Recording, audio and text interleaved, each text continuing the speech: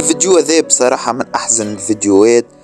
باش نبدا بيه بلا انترو لحد شي، لا سلام لا كلام، خاطر بالرسمي اللي باش تشوفوه تو لا يستحق السلام لحد شي.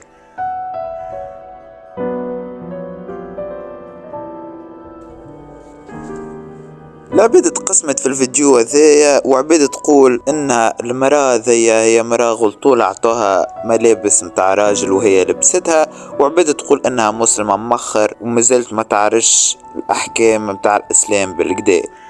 وانا باش نقول لكم اللي هذا كله غلط. هو الفيديو هذا متاع طفل باكستاني اسمه عرفان، بسبب انه ملامحه شوي تشبه للطفلة هذاك عليه هو باين كالطفلة في الفيديو، وهو اللي مصور روحه زيد عامل فلتر.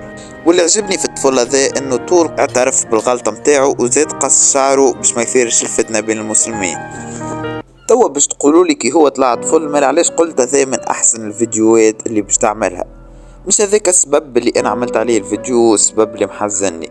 السبب اللي محزنني هو اني رسميا السعودية اعلنت ان المرأة تنجم تحج من غير حجاب، وهذا بالرسمي خبر صادم، وخبر بالرسمي اكد اللي الاسلام تدمر والاسلام ضاع ولا غريب علينا. خاطر كيما السعودية سمحت المرأة بدون حجاب انها تدخل الكعبة، وباش نوريكم تو الحكم متاع الشي هذايا، تنجم زادا نهار اخر ترد الكحول عادي في الكعبة، وترد الدخان عادي في الكعبة، والمحرمات الكل عادي، خاطر الحاجة ذي حرام. وتو باش نوريكم تو الحكم متاعها بعد شوي من فم شيخ. ما حكم حج المرأة بلا محرم، علما بأنه حج الفريضة؟ حج المرأة بلا محرم محل خلاف بين العلماء، والقول الراجح أنه إذا وجدت رفقة مأمونة فلا بأس بأن تحج المرأة بلا محرم مع الرفقة المأمونة، خاصة إذا كان الحج حج فريضة. والدليل لذلك ما جاء في صحيح البخاري أن أزواج النبي صلى الله عليه وسلم في عهد عمر حججنا بدون محرم.